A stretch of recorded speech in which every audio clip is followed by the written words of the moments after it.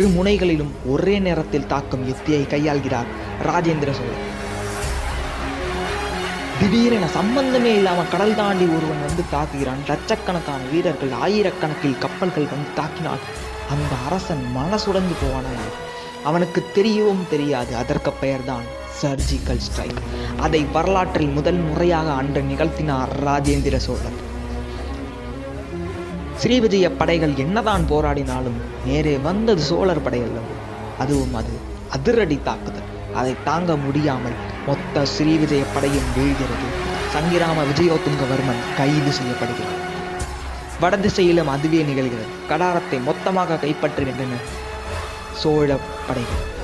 தீப்பந்தங்கள் 8 திக்கிலும் பறக்க, ஏணிகள் போட்டு மாளிகை மீது ஏறி மாளிகைகள் உடைக்கப்பட்டு வீரர்கள் கொல்லப்பட்டு சோழர்களின் புலிக்கொடி ஸ்ரீவிஜயத்தில் உயிரே பறக்கிறது.